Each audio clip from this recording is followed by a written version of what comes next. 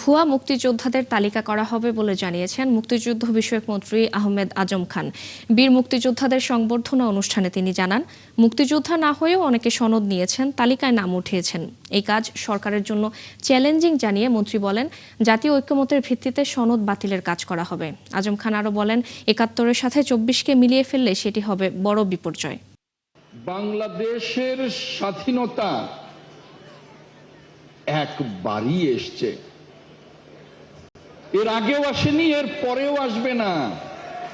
২৪-এর ছাত্র জনতার অভ্যুত্থানের মধ্য দিয়ে আমরা ফ্যাসিবাদের পতন ঘটিয়েছি।